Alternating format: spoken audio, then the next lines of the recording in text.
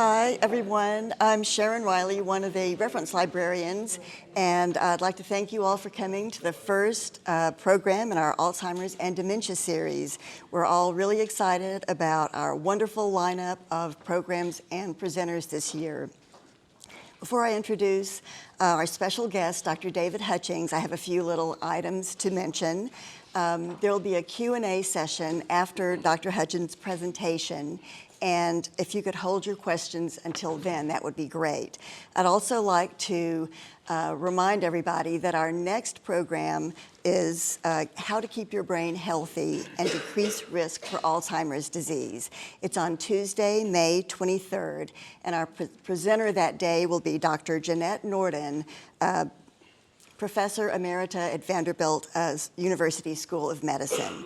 I'd also like to in case you didn't know, we have a caregivers support group that meets the second Friday of each month, and our next session will be Friday, May 12th. That is upstairs in the Learning Center on the second floor.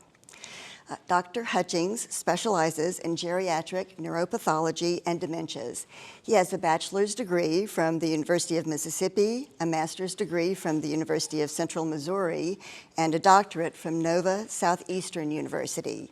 He's a nationally recognized lecturer whose clinical practice and research have led to keynote addresses at state and national organizations, as well as Duke, Vanderbilt, Northwestern, Auburn, and other universities. Dr. Hutchings has been published in clinical publications and peer-reviewed journals. In 2013, he developed clinical education articles on ALS for CNN, and in 2019 was featured for a month on News Channel 5 discussing Alzheimer's and dementia. He's the founder of Dementia and Alzheimer's Care, a private firm focused on the evaluation, treatment, and clinical education of all forms of dementia. And in 2021, Dr. Hutchings was named Columbia, Tennessee's Business Person of the Year for his contributions to the community and healthcare during the COVID pandemic. Please welcome Dr. David Hutchings. Thank you. First of all, surprised they asked me to come back and speak for a second year in a row. Usually I don't get that invite. Usually they let me come speak once and then I don't get to come back. So glad to be here for a second year. We're going to cover a very large topic today in the world of dementia. I'm going to speak for about 45 minutes to an hour. I'm a firm believer in the bottom can only endure only so long. So as you heard, I'm Dr. Hutchings. I'm a neuropathologist. That means I have a lot of student loans, number one. Number two is my role is I had private practice for a number of years. It got to a point where I couldn't handle it. It was just too many patients, and then I partnered with Blue Sky House Calls. So what we do with Blue Sky is that we have primary care that goes into about 75 different independent living, memory care, assisted living throughout the Middle Tennessee area, and we have over 2,000 patients, and I'm their Alzheimer's and dementia specialist that's on staff with them. So let's jump in and get started. So what I want to talk about today is we're going to talk about some prevalence and statistics. I do want to talk about the difference in normal dementia versus normal aging. And then we're going to dive into some of the more progressive neurological dementias. There are many, many different types. One of the most common questions I get all the time is what's the difference in Alzheimer's and dementia? So we're going to kind of define that for you a little bit. But my goal is for you to come out of here understanding that there are more than just one type of dementia. There are many, many different forms. And this disease does not only impact just a person's memory, it impacts everything. So I'm going to go into those quite a bit. And then one thing that I really want to touch a lot on is treatment. And I want you to ask yourself the same question, is that if you were diagnosed with cancer, your first questions would be what? What kind of cancer do I have? What type of cancer do I have? What stage is it? And how are we going to treat it? And so we should be asking these exact same questions when it comes to the world of dementia. So I'm going to talk about dementia staging, which is something that we can use to help predict progression, number one, but we can also help prepare the families on kind of what's coming next in the disease process. And then we'll talk a little bit about medications and care planning as well. So we got quite a bit to cover. So if we look at statistics, I'm not going to bore you with statistics because they're all over the place. They're in every peer-reviewed journal everywhere. But just if you looked at the baby boomers right now, we have roughly 7,918 people every day turning 65. And if you divide that out by hourly, it's about 330 people per hour turning 65. Now, if you look at Alzheimer's alone, there's a diagnosis of every 65 seconds, a diagnosis of Alzheimer's.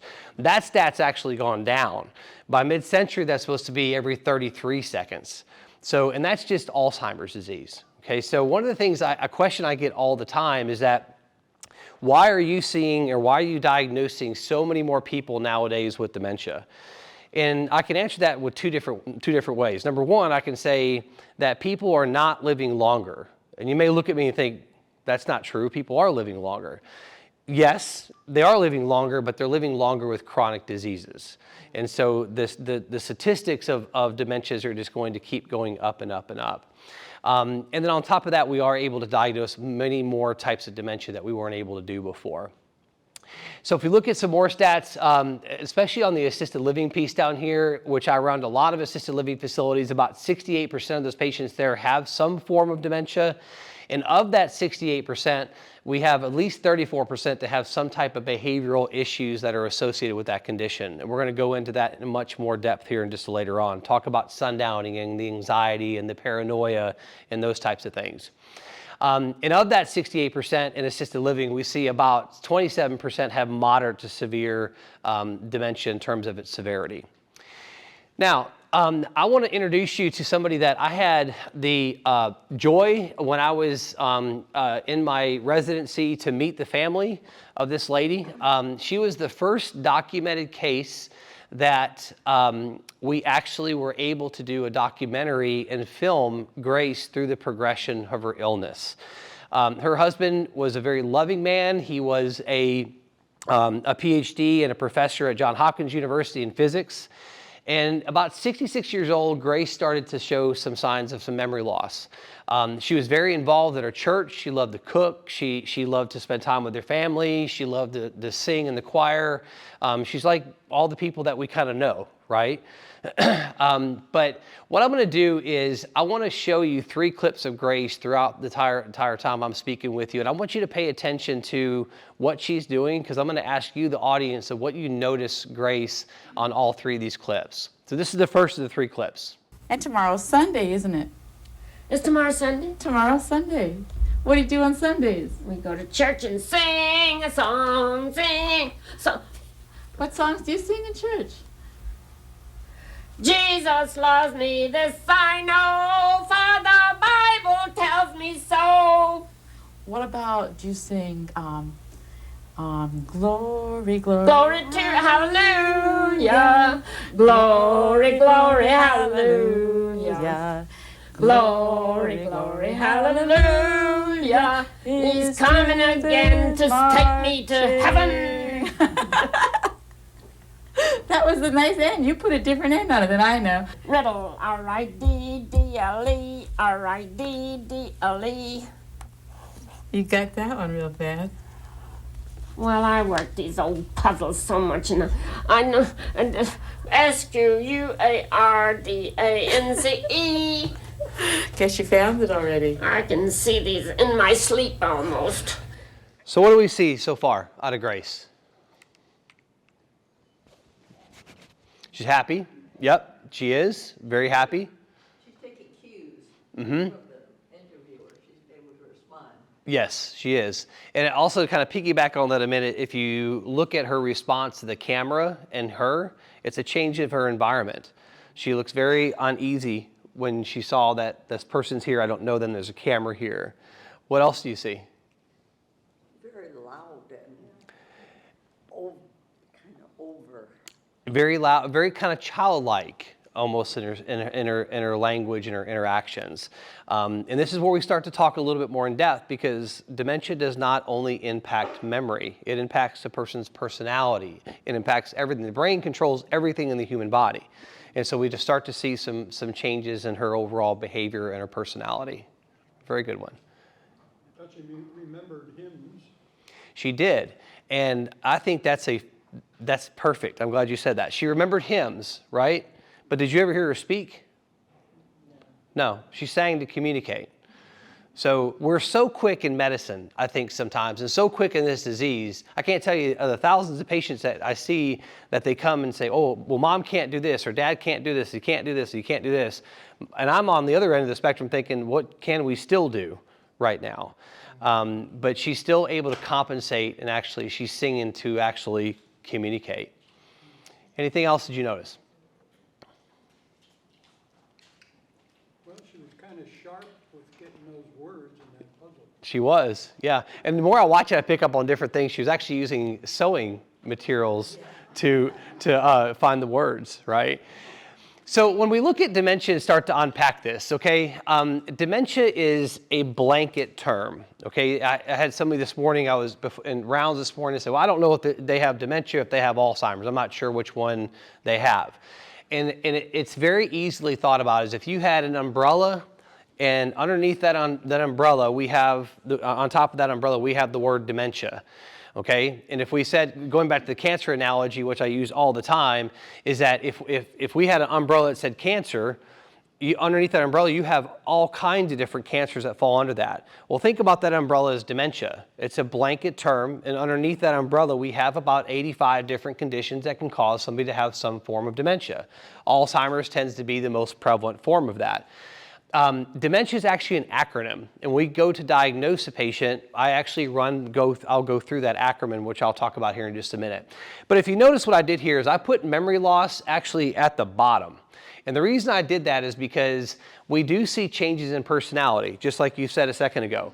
We see emotional changes. We see difficulty with problem solving and more advanced type cognitive things, like balancing your checkbook or paying your bills, doing these very highly advanced cognitive skills. And then, of course, we also have the impaired intellectual ability. We do have behavioral changes that occur very often, which we'll talk a lot more in depth here in a little bit. And this is not a part of normal aging. I was on the phone with my brother not too long ago, and one of his neighbors is having some memory issues. And he's like, oh, she's just getting that. She's getting older. She's getting that dementia. And this is not a part of the normal aging process. If I was to sit here, and I'm sure the speaker that's going to back me up next month, memory loss is not a part of normal aging.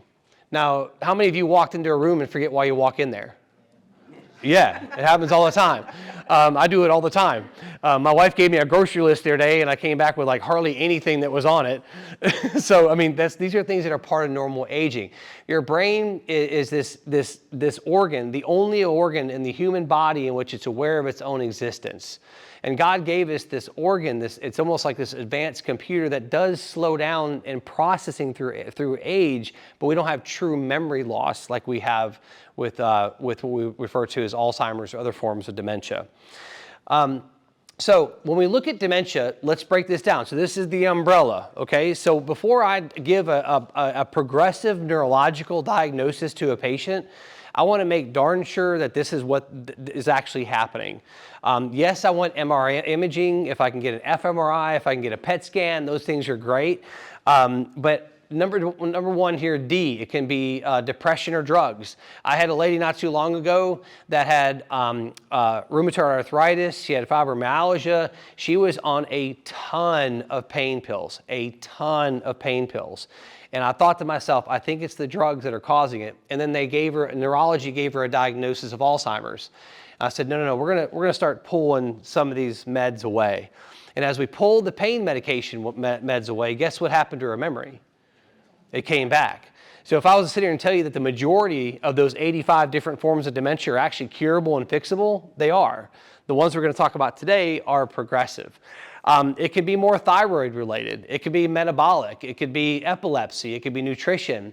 I see patients that have either trauma or they have multiple surgeries and they have toxicity from the anesthesia, and that certainly is another form of dementia. We can have some more cardiovascular disease, or it could be more structural. So I kind of want to walk through these things, and I want that patient to prove to me through neurocognitive testing, through imaging, that this is truly a progressive neurological condition. So of all the 85 different forms of dementia, what do they all have in common? There's a lot of things they don't have in common, but these are the 5 A's that they do. And I want to, as we talk about this, I want to bring this back to grace here in a few minutes, because these things are critical for us to understand. Number one, they will have amnesia. They will have the memory loss. Now, some dementias don't have memory loss right away, but most of them do. So even we have the memory loss, but we also have language loss too. So just as a person has a stroke, right, they end up with what we call aphasia, and they can't speak. The same thing is happening here in Alzheimer's and other forms of dementia, just happens much, much slower. So if I'm doing a cognitive test on them and I'm having them name, let's say, on one of the cognitive tests, we name as many animals that you could think of in 1 minute. They'll name 4 or 5 animals and start repeating the same animals that they had. That's the language loss, because those language centers in the brain are sitting right next to the short-term memory regions for the brain. So if they have short-term memory loss, they're going to have language loss. But I want to emphasize that even if a patient has a difficulty producing speech and getting things out, it doesn't mean they can't understand you. And that's something I see all the time with caregivers, is that they feel like the patient can't understand. We need to be eye level with our patients. We need to be speaking to them like they can understand, because the areas of understanding speech are housed in a completely different area of the brain. So even though if one of your loved ones can't produce speech, it does not mean that they are not able to understand you. The next one is apraxia, and that is kind of the best way to explain this, is that is the cell phone signal between your brain to your arms, your legs, your mouth, your swallowing, all this. And that cell phone signal is disrupted a little bit. So the best way to feel like if you have apraxia is, I'm going to pick on you real quick. Yep. Can you get a clean piece of paper? Okay, good. Write the word association. No, with that hand. Yeah. Oh, That's really bad. it is. Yeah. Actually, it's better than my normal handwriting. So if you want to feel, and I'll give this back to you, I promise. If you want to feel what it feels like for a dementia patient to walk, to sometimes speak, to eat, try writing with your non-dominant hand, because you're not used to it. Your elbow is up, you're concentrating, it takes a lot of concentration. And so again, going back to dementia, not only impacting your ability to have memories, it's also impacting your physical ability. I see patients all the time have gait changes. They walk on this surface or a pavement, they'll be fine. They walk on grass, their gait immediately changes. And this is all part of the dementia itself. And then we have a term called agnosia. Has anybody ever heard of this term before? No. Besides you, Larry, you can't answer questions. So agnosia comes, and we'll bring this up when we get into the dementia staging, but agnosia means that a person is unable to connect a face with a memory. So if I see Larry and I go way back, if I see Larry next week, I can recognize Larry. But one day, at a certain stage in the illness, a patient is unable to connect a face with a memory. And this is where we have a difficulty recalling, recognizing spouses, children, these types of things. And then we have attention problems. And this becomes a big issue, especially around Christmas, is where we want to take mom out of the assisted living or out of memory care, and we want to bring mom home for Christmas. And your heart's in the right spot. But in 1 second, your brain is filtering up to 4 million things a second. That's an astronomical number to think about. But in dementia patients, they can't filter out everything.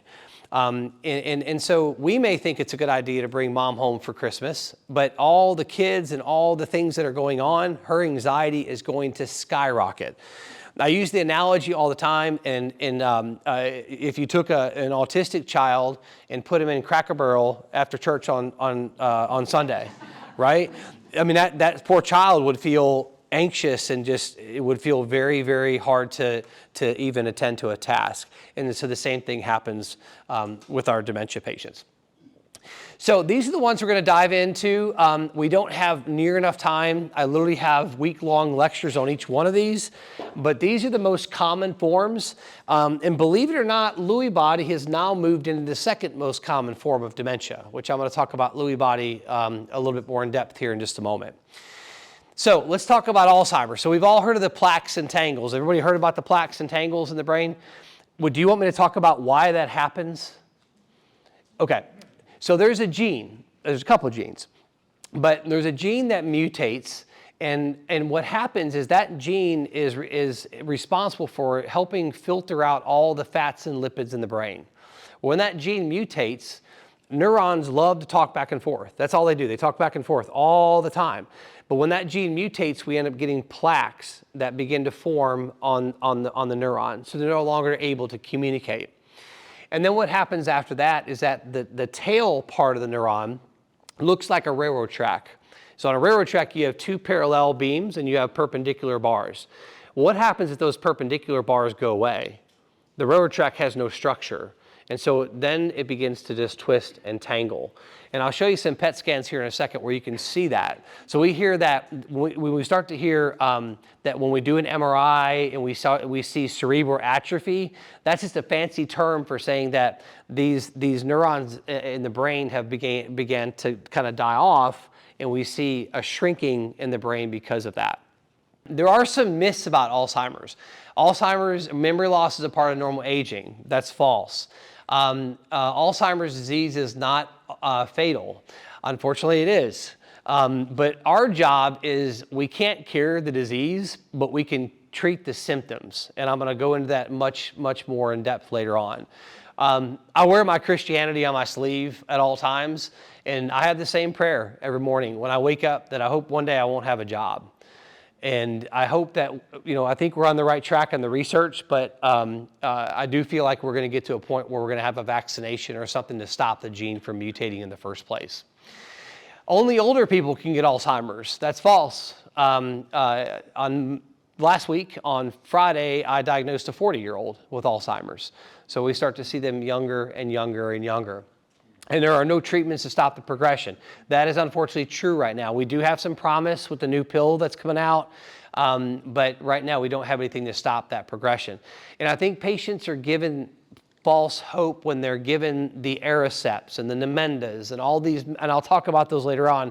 And doctors even tell them sometimes, hey, this medicine will help slow this down. They're not chemically designed to slow down anything. They're designed to help improve memory and cognition. So there has to be a distinction understanding what these medicines are designed to do. So if we look at PET scan here of normal on your far left, on an Alzheimer's disease, you can see all this blue area here. That's where their neurons have had plaque and they've had tangles. So we can see a dramatic difference there, especially in the language lobes, your memory lobes. You're talking about your change in personality before, that would be right here in the frontal area. And of course, anytime we have a lot of blue area, this is where we're going to have a lot of the apraxia piece that we talked about, a lot of the movement issues and walking issues. And then we have frontal temporal. And I hope this doesn't come off being, I'm going to try to say this in a nice way. I hate that Bruce Willis got diagnosed with primary progressive aphasia frontal temporal. But I feel somewhat hopeful that now that we have somebody that has that kind of notoriety, that we can bring more recognition to that condition, because I'm going to talk about frontal temporal here in just a little bit too. Okay, who wants to hear how we can prevent it? Like everybody. Yes, please talk about how we can prevent it. So late onset Alzheimer's disease, and let me define what I mean by that. Late onset Alzheimer's means that the gene has mutated somewhere around the age of 80. Now my 40-year-old with Alzheimer's, that's a different gene mutation. That's a whole different thing. It's much more rare. But I always hear that, oh, well, my grandma had Alzheimer's, or, this person had Alzheimer's. Late onset Alzheimer's disease is not a genetic condition. Now, if you do get tested for the gene, and it's called the apolipoprotein number 4, if you get tested for it, I don't always recommend people get tested. Number one, if you have the gene, what are you going to do about it? Right? I mean, that's your DNA. And I've heard some insurance companies will make your insurance premiums go up if you're predisposed to having that. But just because you have the gene doesn't mean you're going to get it. So if mom had Alzheimer's, that means that you have about a 3 times higher chance of getting it. If mom and dad both had it, you have about a 12 times chance of getting it. But we will see that that doesn't mean that you're still going to acquire the condition. And we see that apolipoprotein number 4 has the highest prevalence in the Nigerian population, and the Nigerian population has the lowest prevalence of Alzheimer's. So it makes you think it's more about lifestyle. I published an article about this a few years ago. If you want to look it up, just Google Dr. Hutchings preventing dementia. If any videos come up from college, just don't look at those. Just stick to the dementia stuff. But sleep hygiene is a big one, okay? You need at least 6 to 7 hours of deep sleep per night. The reason that is because when you're sleeping, there's these little janitors in the brain called microglia, and they go in there and they clean out all those fats and lipids and help digest all that. That way, if you don't get a good night's sleep, what are you? You're foggy, you can't concentrate, your memory is impacted, all that. So you have to have good sleep hygiene. Mediterranean diet is by far the best to try to go for. I ate at Texas Roadhouse last night, so I didn't really follow that. But and making sure that we don't have big meals before we go to bed at night, because your body and your brain has to digest these things. Physical exercise is great, okay? That releases dopamine, it releases serotonin, it releases all the stuff for our mood, our memory, all those chemicals we need. But also cognitive exercise. Even though the brain is such an amazing, amazing organ, it's kind of lazy. I know it sounds weird, but if I was to ask do you play the piano? Okay, so if I asked you to start playing the piano, it'd be kind of hard, right? So it's important for us to use our brains and be social, because by doing something different, not crossword puzzles, training your brain to do something different is creating new neuronal pathways. And if you ever do acquire the condition, you'll have what we call cognitive reserve, and it literally will help slow the condition down a little bit. Socialize. This is one thing I saw, one of the biggest things I saw during COVID was my patients were declining fast because we're made to be social, whether that's going to church or whatever it is, remaining social. Making sure that we keep a good mood, we're not depressed. If you're smoking or vaping, it's the same thing. Those are not healthy, and then alcohol, certainly in moderation. So in moderation, yes. Now I'm from Mississippi, so my moderation definition may be a little bit different. So next, we're going to talk about vascular dementia. My stepfather had vascular dementia, and it was listed as the second most common form of dementia for the longest. It makes up about 20% of the cases. But this is either brought on by prolonged cardiovascular disease or either a single stroke or multiple small strokes. These patients are much different. I've had patients come to me with a Parkinson's diagnosis that have vascular dementia. Their gait patterns can be much different, and the progression is different. Where Alzheimer's is this kind of a sloping, moving progression, vascular is a very kind of a stairwell. We're good for a while, then we'll have a drop. Good for a while, have a drop. And we don't really understand why that happens. But also they can have some abnormal sleep patterns. They can have some hallucinations. It does mirror some of the Parkinson's related dementias, but it is much different in terms of how it progresses. And the medication regimens are different versus Alzheimer's versus vascular. You know, going back to the cancer analogy earlier, we don't give everybody with cancer the same medicine, the same stage, the same everything. And the same thing with these dementias, they do require different medication regimens. So if we were to look at a PET scan or this MRI of a vascular dementia, you can see that these gaps are here. That's the shrinking of the brain in certain areas. But you can see these white specks all over that are vascular infarcts into the brain, or we can see that that's where we're going to have a lot of memory issues, motor issues, processing issues, sleep issues, those types of things, hallucinations and those types of things. So Lewy body, let's talk about Lewy body. How many of you have heard about Lewy body dementia? How many of you people have ever heard about Lewy body prior to Robin Williams? One. Thank you for your honesty. I appreciate that. I remember when I was in residency, I had diagnosed somebody with Lewy body dementia. And neurology came over to me and said, well, Dr. Hutchings, that's just a textbook term. Now, I finished residency in 2009. That wasn't too long ago.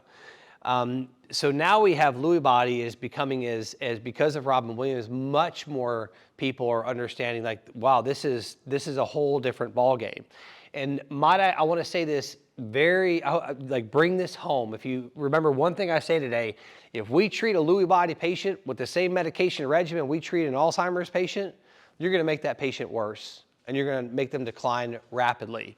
Case in point, my father-in-law has Lewy body, and he was in Kansas City, and he was being seen by primary care. He was being seen by neurology, and they slapped a diagnosis of Alzheimer's. But here he is. He's delusional. He's hallucinating uncontrollably, and he's got extreme REM sleep disorder. He's not sleeping at night. He's completely insomnia. He has a lot of insomnia. So I called the primary care doctor, and I said, you know, I don't want to step on your territory. And sometimes doctors are not very receptive, I guess would be a good person, a good way to say that. So I said, you know, I don't feel like this is Alzheimer's. I told him what I did for a living, and I said, I feel like this is certainly more following Lewy body dementia. He proceeded to put him on medication called risperidone. It's an antipsychotic, and guess what the side effects are? Parkinsonian symptoms. So we're giving a dementia patient that has Lewy body that antipsychotic that has side effects of causing Parkinson's symptoms. So he snapped at me on the phone and he said, well, I've been treating dementia and Alzheimer's for 25 years. And I said, well, you know, that doesn't necessarily make you good at it. So he hung up the phone on me. We didn't speak ever again. But we put him on an ambulance in Kansas City. We transferred him down to Morning Point in Spring Hill. I discharged the risperidone, and when I first got him, he couldn't walk, talk, use the bathroom, eat, nothing. I discharged the medicine, and within about a week and a half of it metabolized, guess what? He's walking, he's talking, he's using the bathroom, he's doing all these things he wasn't able to do before. So wrong dementia, wrong medication regimen. But how we diagnose this is that if you have cognitive issues first, problems with processing, short-term memory, recognition of loved ones, you're having extreme sleep issues, you're having a lot of hallucination and delusions, and then we develop Parkinson's symptoms, that's Lewy body dementia. If it's reversed, a person has Parkinson's first, and then they develop more of the memory issues and the dementia, that's PDD, okay? So we can differentiate the two. But it is absolutely critical because these are fast-moving dementias in nature, but we have to stay ahead of the disease process. But again, if these patients are treated in on a wrong medication regimen, we can accelerate the dementia quite quickly. Now, has anybody ever heard of frontal temporal lobe dementias? A couple hands, okay. So these are, we would say they're rare, but I'm seeing more and more of them. Around 10 to 15% of dementias, they do occur at a much younger age. I had a patient this morning that I got called on at 3 a.m. that she passed away from frontal temporal. Life expectancy from diagnosis to transitioning is about 6 to 8 years, but there's different types of this. So the type that Bruce Willis has is what we call primary progressive aphasia. So this is where his memory probably is still fairly well intact, but the filing cabinet we talked about earlier for language is deteriorated. So he can understand speech probably fairly well, but there's going to be impacts with that too, but a dementia that you completely lose the ability to speak. I had a lady with primary progressive aphasia. I treated her for years, and she never went through agnosia. She never stopped recognizing me as her. I mean, I'd walk in and she would hug me, and so it is a different kind of dementia. So the primary progressive aphasia is one that we just kind of lose the ability to speak, and then it does impact younger patients. And then we have the behavioral variant, and this is where It's the loss of the social filter in the frontal portion of the brain. I've got a guy right now that was an executive for Amazon. He lost his job. He was socially inappropriate, sexually inappropriate. He couldn't do just daily tasks on his Outlook calendar. All those that high-level cognitive stuff he wasn't able to do. Went to see neurology. Neurology said, well, this is just, unfortunately, this is just anxiety, but he was completely aphasic, so they missed it. So we repeated the MRI, and we were able to make the diagnosis. But this is where we have extreme behavioral issues that are very, very difficult to treat. So we do have to rely on medications to really kind of help us with that. And one more of these is called semantic temporal variant. So if I was to show you a picture of a palm tree, and I'd show you a picture of a Christmas tree and ask you, hey, which one do you see on the beach? You wouldn't be able to tell me the difference in those two. So it's a loss of the language. So it impacts that frontal portion of the brain. So when patients are inappropriate, they start to lose language abilities. They start to mix up words quite a bit. These are frontal temporal. They tend to be more genetically aggressive, and they're certainly a more aggressive type dementia. So when we look at post-mortem examination of a brain, you can see this is a frontal temporal patient here. You can see all the, back here looks good, where there is some pathology here, but you can see that frontal portion there has a lot of atrophy there. So again, when we talk about the language piece, when we look at patients, again, I want to reiterate that there's two different filing cabinets for language in the brain. There's one filing cabinet I'm using right now where I'm opening the doors and pulling out files and trying to convey a message to you. And then we have the receptive language where that is something that, again, is preserved for quite some time with patients.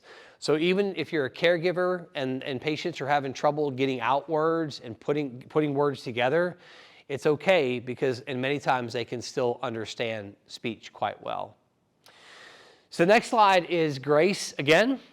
This is just a few years later, and I want you to pay attention, and I want to get some feedback from y'all on what you think, what you see, any changes with Grace.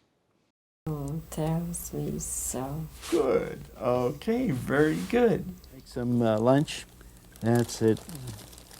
It's been 10 years since Grace was diagnosed as having Alzheimer's disease. I have retired and stay home caregiving for Grace full time. No, just wait a minute. Just a second there. Just a second. No, just a minute. Over the years, Grace's condition has deteriorated. Her memory loss is so extreme that she can no longer take care of herself.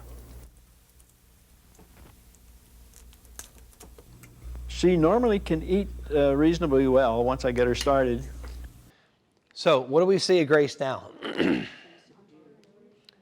Do it. The deterioration of everyday abilities.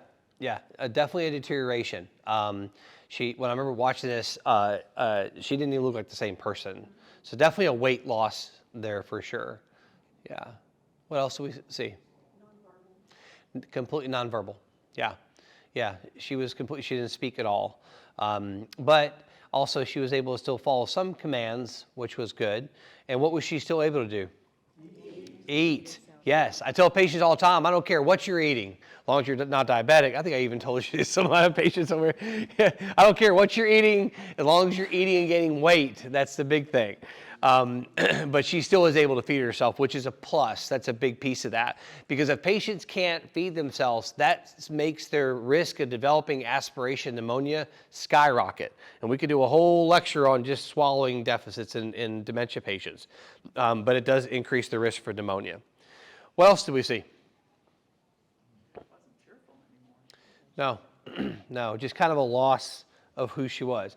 And that's some of that agnosia. She roams around a kitchen that she knows very well, and she just seemed kind of lost in her own environment. So that agnosia can happen with inability to recognize a face, but also can happen in recognizing your environment that you live in. Yeah.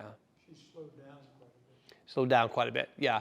If you notice, the walking they didn't have a rhythm to the walk. There was changes in the physical piece of that, as we talked about earlier. Yeah.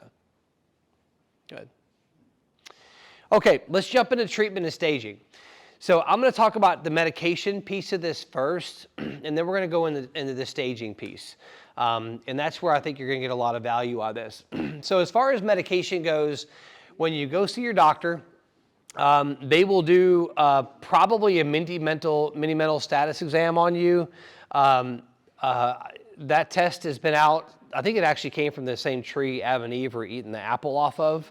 I don't like the mini mental status exam. I have to give it sometimes for conservator cases or court cases, but I want tests that's going to give me more information, a lot more information. So we do have the Aricept, the Exelon. We have Namenda tends to be one of the better ones. But these medications, again, are designed to help improve memory. As we start to get into the staging here in a second, I want you to think about dementia staging on a 0 to 7 scale. 0's good, 7's bad, and it goes down the decimal point, okay? So it's very detailed.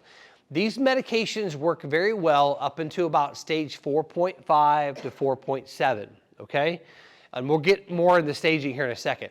But what we've seen is in recent case studies, if we take patients off Namenda, the Namenda is not improving the memory anymore, but if we see in recent case studies showing that if we take patients off of it, we can see a decline. So a lot of times I'll keep them on those medications, especially the Namenda. As far as the Aricept and things, we have a lot of side effects. We can have very vivid dreams. We can have leg cramping. We can have diarrhea. We can have nausea. We can have dizziness. So how I approach it is that and I always think about, I have the patient and I have the caregiver and I have the family, okay? Because this is much more than a disease that just impacts just the patient, right? So if I'm looking at the things that I want to work on with a patient, once I stage them and test them, do I want to try to improve their memory? No. And I hope nobody takes that bad. But what I want to look at is I want to stop the hallucinations. I want to get this person sleeping at night. I don't want them to be anxious. I don't want them to be depressed. And I can treat those symptoms. As far as these medications goes, I do put patients on them in the very early stages. That's when they do seem to work pretty well. But when we start getting into that 5 range, they're not going to be doing much at all. So let's talk about the medications. My typical patient is on about 30, 40 pills. It's a lot of medications. So when they bring me in, my first thought is, what can we just get rid of? What do we not need? And so we'll start thinning the medications out a little bit. And then I want to know what is going on with the patient. Are they packing up their items a lot? Are they anxious? Do they feel like people are stealing money from them? Are they having insomnia? Are they seeing things? Hallucinations is a big one. Are they not sleeping well? Are they depressed? All these different things. So in an effort not to use a ton of medications, I try to figure out, okay, here's the type of dementia that they have. Here's the medications I know they'll do well with. I know what stage they're at. I'll put them on the medication regimen, and then we'll start to titrate those medicines up because I know we're going to need them based on when the staging goes up. We'll talk about sundowning here in a second, but how many of you people have dealt with sundowning in your family? Yeah. Alzheimer's Association comes out with a stat, and I know they're sponsoring all this. They say that sundowning occurs in 66% of patients. It's occurring in about 90% of my patients. But sundowning is one of the easiest things to treat. Within about 45 minutes, you can cure sundowning and fix it. So we do look at antipsychotics to help patients with paranoia, anxiety, sleep. Medications that's called Seroquel, for example, is a wonderful, wonderful medicine to help with anxiety, paranoia, sleep issues, sundowning. It kind of helps with all those things. There are many other different types of antipsychotics, but Seroquel tends to be the safest, but there are many other ones that we could use. Mood stabilization. Think about this as bipolar. We have a change in personality, right? I have patients all the time that, I've got a guy right now who's a pastor. His mood is all over the place. He's a frontal temporal lobe dementia patient. He's becoming aggressive. I can't pinpoint the times of day when he is becoming aggressive. It's just kind of sporadic, which tells me he's acquiring bipolar and a mood instability. And so we have to have something to kind of stabilize that mood. Not in an effort to over-medicate a patient, but in order to at least get that where we have the symptoms, where we can alleviate the symptoms. Sleep hygiene is a big one. We talked about that earlier. I get up every morning. I live on a farm. I get up every morning at 4 o'clock in the morning. Well, Friday is my birthday. I'm turning 25. Very excited. But I guarantee when I go to sleep in Friday on my first day off, guess what time I'm going to wake up? 4 o'clock in the morning, exactly. There is something in the brain called the midbrain, and it controls your sleep-wake cycle. This becomes disrupted in our dementia patients. See, we're painting a bigger picture here. This is not just short-term memory. This is not, mom can't remember anything now, but she can remember everything from the past. This is affecting our sleep-wake cycles. This is affecting our personality, our mood stability, all these different things. And of course, the depression is a big one, and we have to treat depression and anxiety as two separate things. They're two separate conditions. One medication class that we want to try to stay away from at all costs are what we call benzodiazepines. This is your Xanaxes. This is your Klonopins. These are your Ativans. We can use them PRN kind of as needed, but we do not need to rely on those medicines. Those medicines can do two things. They're going to cause a person to fall, number one. Number two, they can actually hype them up. They can have the opposite effect. So if you were to take a Xanax, it may calm you down, as opposed to some patients, it may actually hype them up and make them worse. I got paged last night at 8 p.m. Patient was very combative, very hyped up, looked at their medication list, and she's on Xanax 1 milligram 3 times a day, and she had another PRN for Ativan, which is the same drug class. And I said, well, she's hyped up. She's on benzos. Like, pull the benzos away and do an antipsychotic.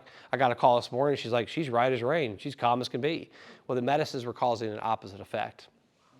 So the medication is, we got to make sure that they're on the right medicines. And it's hard because every patient is so different, right? I had somebody ask me the other day, he's like, well, I heard that if you're really nice in life and then you get Alzheimer's, you get mean. Is that true? And I said, no, that's not true at all. Basically, whatever you had before you got dementia will be exacerbated when you get it.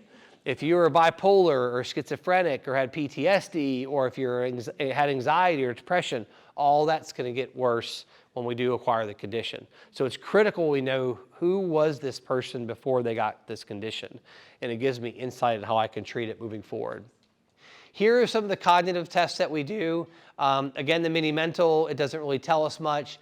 I do like this test a little bit better because it takes into account education, if a person has graduated high school or not, so it can kind of help me with that. And it's a better test because it does dive into different areas. The clock drawing test, we'll talk about that too. I think I have that on the next slide. I'm gonna back up to this slide. Clock drawing test. So when we look at a clock drawing test, a patient should be able to put all the numbers around like it's not a big deal, and then be able to put the hour and time on the clock.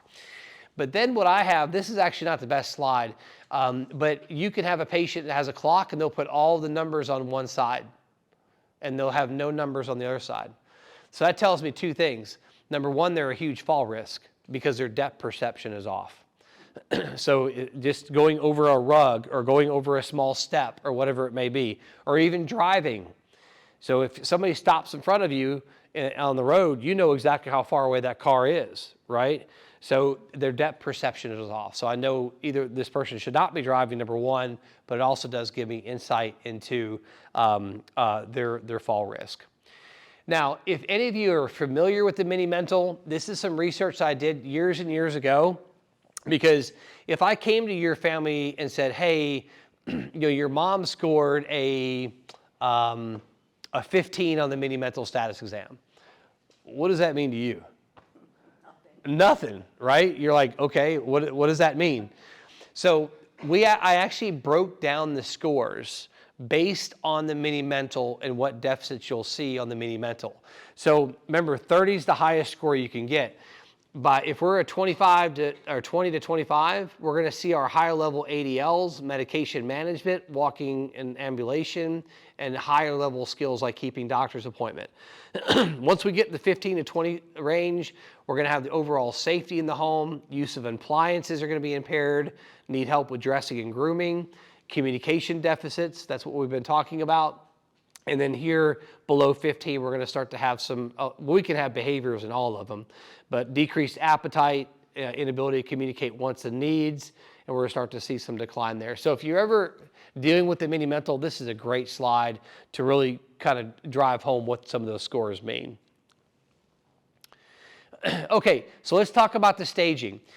So staging is critical because I can assess a patient and say, this is the type of dementia that we have, here's the stage we're at.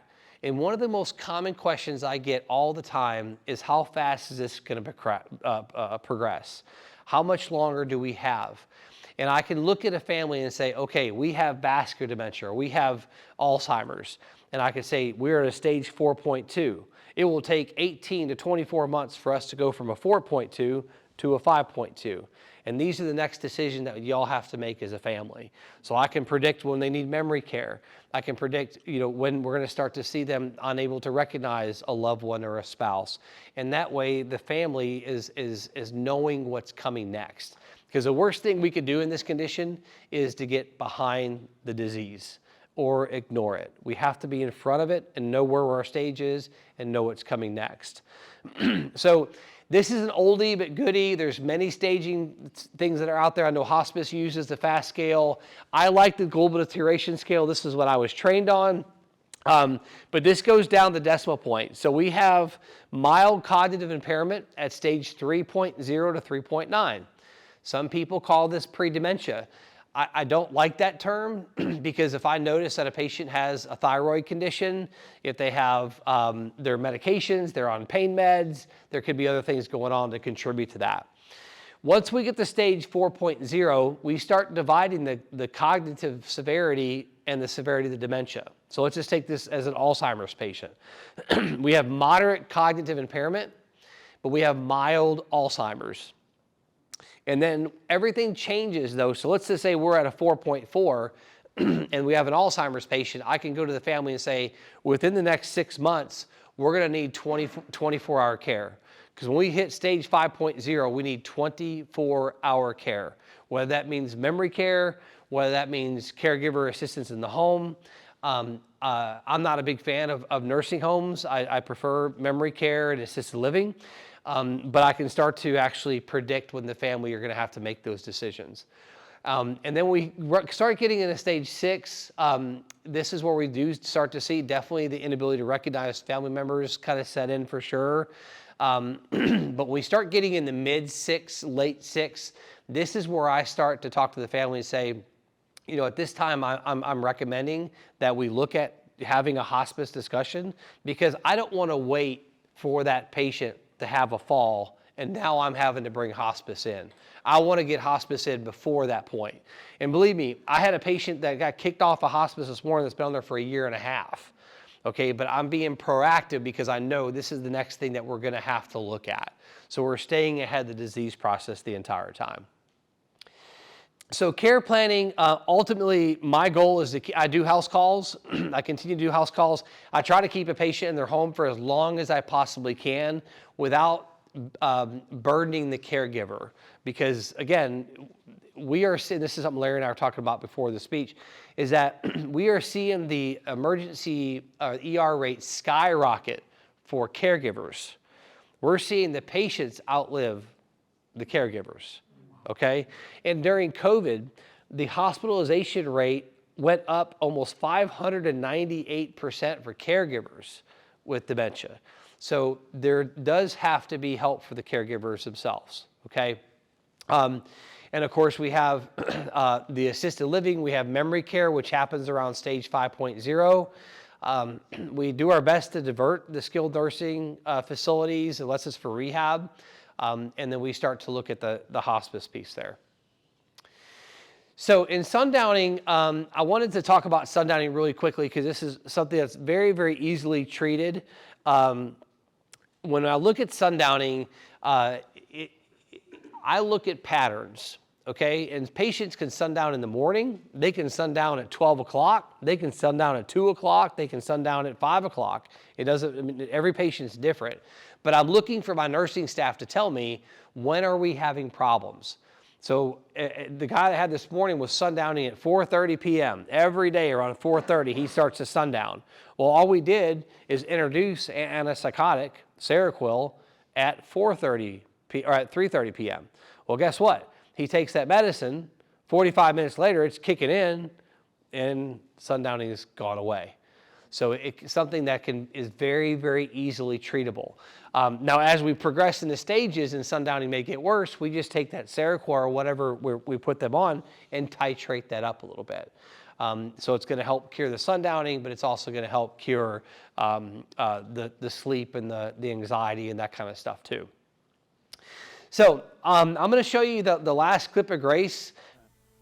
Okay, Gracie. Step down. Come on, step down. Step down. That's a girl. That's the idea. Okay. Now this is a real big step. This is a real big step. We're going to have to jump this one. Come on. Come on. Come on. Come on. Here we go. That's a girl. That's the stuff. That's a girl. Okay. Here we go.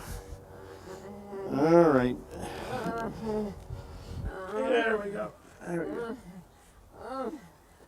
No, wait a minute. Just a minute. Now, you gotta. Let's try this again. Come on up forward here. Come on forward. That's a girl. Push her. That's the stuff. There we go. There we go, Gracie. Now push your bottom over. That's the stuff. Okay. You're gonna be okay. You're gonna be all right. You're gonna be okay. Yeah. Yeah. It is a pretty day. It is a pretty day, Gracie.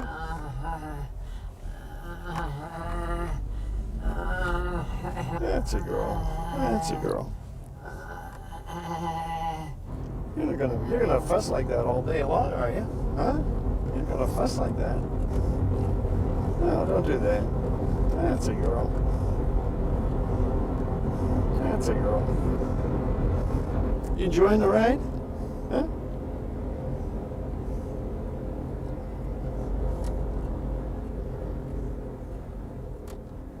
That's a girl. There we go.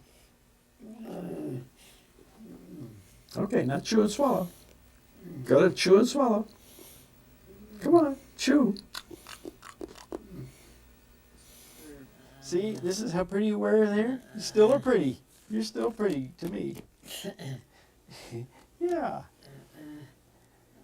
I can't think of one thing, one specific thing, which is the most difficult to deal with. Of course, I think, I guess I can answer that, and that is the loss of a companion.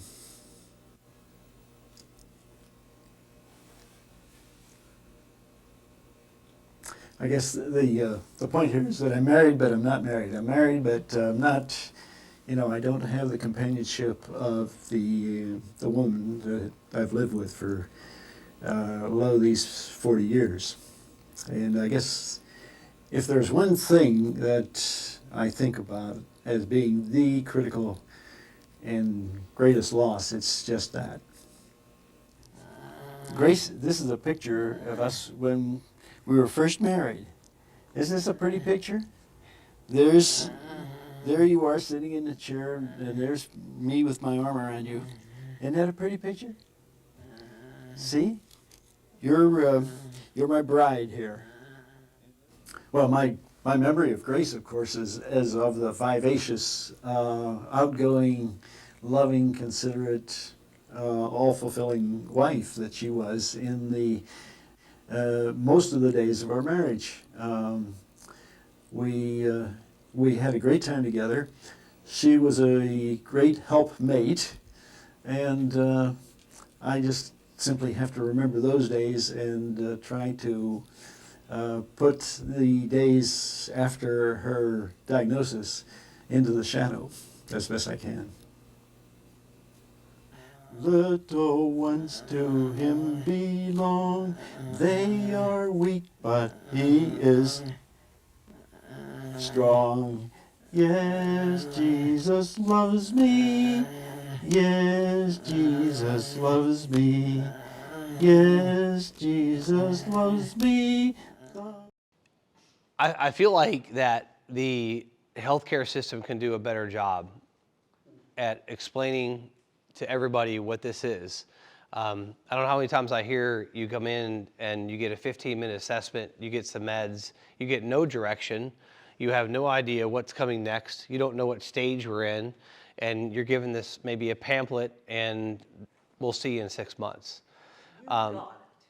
Yes, ma'am. Yes, ma'am. I see it too many times. Too many times. We have to be able to spend time with these families, sit them down, and if we're going to give a diagnosis, I've got several folks in here I know well, and I will sit with them for an hour, as long as it takes, to answer all questions, to bring them through what the medications are going to do, what are we going to do next, what the staging is. And I'm with you. My sister passed away when she was 43 with dementia. We didn't know what was happening. My father-in-law died on March 13th of vascular dementia. My stepfather, rather, and my father-in-law were putting on hospice on Thursday. So I'm in the same boat y'all are. But I think the medical community could certainly do a better job at providing more help for the caregivers, because this is not a disease that impacts the patient only. It impacts the spouse, the children, the entire family, financially, all this. So build a good care team. Get a specialist involved, because it will make the journey a little bit easier, knowing what's next and building a care plan that's specific to the type of dementia that we are, the stage that we're at.